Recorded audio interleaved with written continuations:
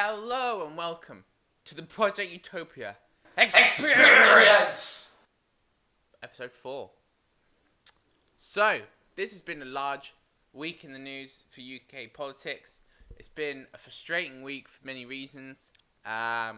So, let's jump right into it. There's one story that's basically been dominating the news in the UK, and that is the pompous, bigoted Boris Johnson, who has come out to say that Muslims wearing burqas and other religious clothing that covers their face look like letterboxes or bank robbers.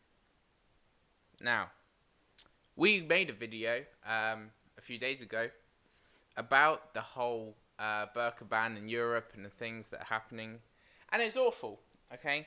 There's no other way getting around of it. It's an awful thing to have happened, okay? That there is this intolerance in Europe that we have to start, limiting and controlling religion. But this bites the bullet. So Johnson, right, which we all know as this pompous, comedic figure who doesn't take anything seriously, seeing as he is part of this elitist conservative group and talks like that, and he's such. Oh, I mean, where do you start with him? He used to be London mayor, okay, and he's part of the Conservative Party and everything, and he is just this pompous, bigoted person who just stumbles and blunders into any situation, and he is an embarrassment to the UK. And he just says the most strange things ever. I mean, he's the type of person you would want as maybe a fun, crazy uncle. But you don't want a fun and crazy uncle trying to rule the country or a city. Okay? And this is the thing. And he says these stupid things like this, which makes the UK look like an intolerant state of any sort of religion or anything like that. Religion or race. And then you have another colossal titbag of Rees Mogg, okay, who came out to support Johnson, and then it's like, what? Well, this is all kind of backfired because now they won't let me be Tory leader. So Jacob Rees Mogg is so far up his own arse that he couldn't see how Boris Johnson's comments were against the party's code. Now, of course, this means the Conservative Party, which are, obviously a bit backward anyway. So there's a society called the Muslim Council of Britain, and they said that the support shown to Boris Johnson by some Tory MPs, such as Jacob Rees Mogg, has shown a light on the underbelly of Islamophobia within the party. And this is true. You have all these MPs now coming out in support and everything, and all this shows is that there's an inherent problem in politics and in the UK, which is Islamophobia. And this is the same for Europe, okay? 5 countries have banned burqas from being worn. Okay, where does it end? Okay? Are we going to ban, religious clothing from Sikhs or Jews or Christians? Where does it end? But here's the thing.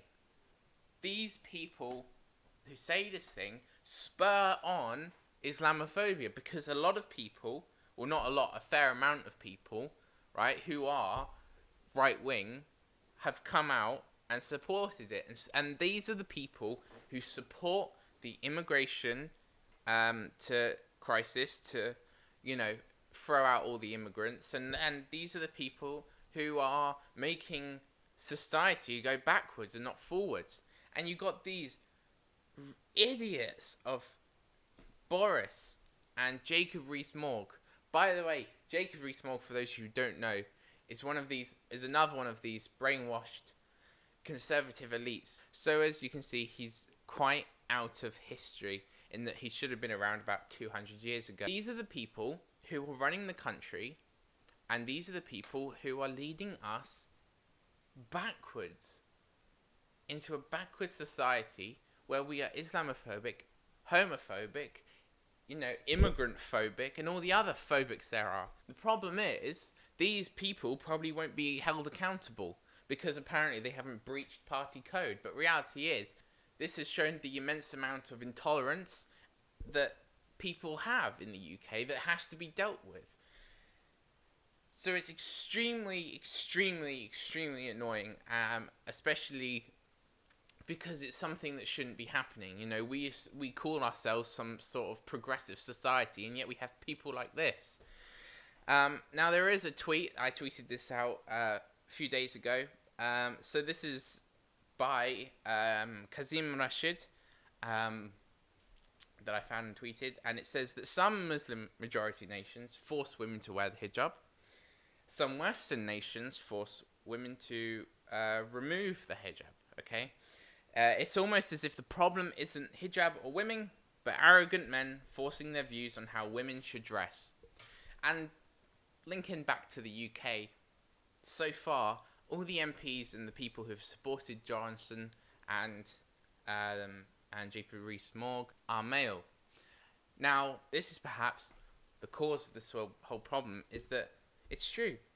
Men are forcing their views on how women should dress. And, a lot of women have come out.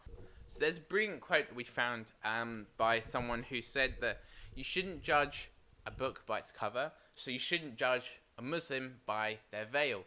And this is exactly true. This is the point.